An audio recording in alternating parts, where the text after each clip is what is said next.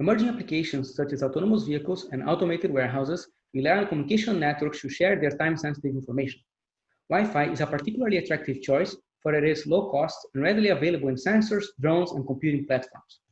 Moreover, as showcased by these references, Wi-Fi can successfully support time-sensitive applications as long as the traffic load in the network is low.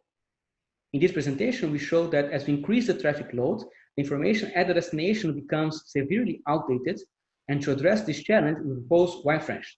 Wi-Fresh is an unconventional network architecture that achieves near optimal information freshness regardless of the level of congestion in the network. But before we present Wi-Fresh, we're going to characterize information freshness using the age of information metric. Consider this very simple system with one source, a queue, and a destination, and this timeline.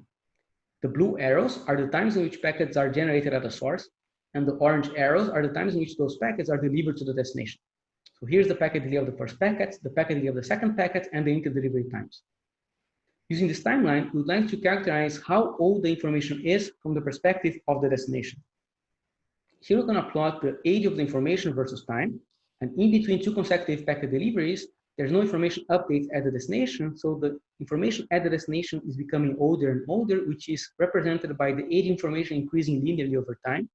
And then when there is a packet delivery, the age of information is updated to the packet delay, and then it increases again. So that's why age information has this sawtooth pattern. If at time t, the age information is, for instance, 5 seconds, it means that the information at the destination is 5 seconds old.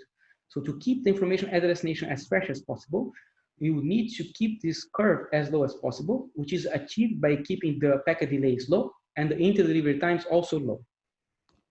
Consider this Wi-Fi network with n sources, each generating packets with a rate of lambda packets per second.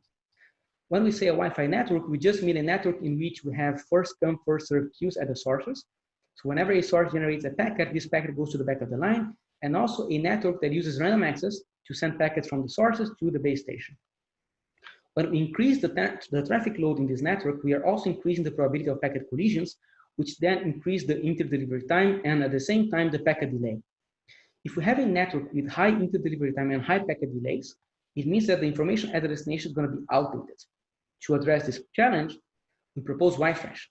Wi-Fresh has two big differences. First, it has less come per served queues at the sources. So whenever a source generates a packet, this packet skips all packets in the queue and goes straight to the head of line. The head of line packet here is always the freshest packet in the queue.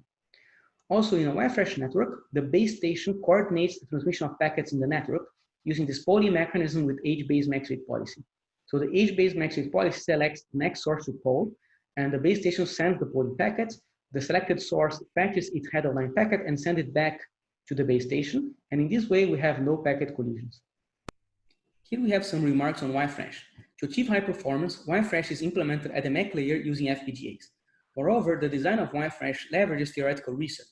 Last come, first served queues were shown to be the optimal queuing discipline in terms of information freshness, and in our prior work, we derived performance guarantees for the age-based max rate policy in terms of information freshness.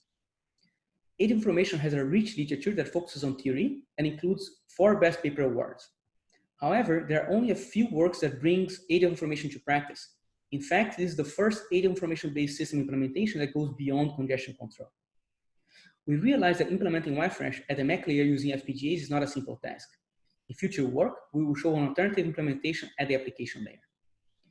Here we're going to discuss some experimental results in our test bed with 10 software-defined radios generating packets of 150 bytes with a frequency of lambda packets per second.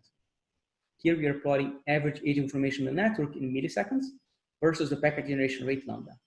Here we can see that under high traffic loads, Wi-Fi has an average age information of around 5 seconds, while Wi-Fresh has an average age information of around 10 milliseconds, which gives us an improvement of 2 orders of magnitude. We also compare Wi-Fresh with different architectures, and the key point here is that Wi-Fresh is the only one in which a higher packet generation rate or a higher traffic load always gives us fresher information at the destination. And this is because of 2 factors. First of all, polling with max rate policy does not degrade its performance when lambda or the traffic load is higher, and this is in contrast to random access. Moreover, last come first served queuing discipline improves information freshness when lambda is higher, and this is in contrast to first come first served queuing discipline. Those 2 factors makes it possible that Wi-Fresh does not need congestion control to attain fresh information at the destination. In fact, as we can see, the higher the packet generation rate, the fresher the information at the destination.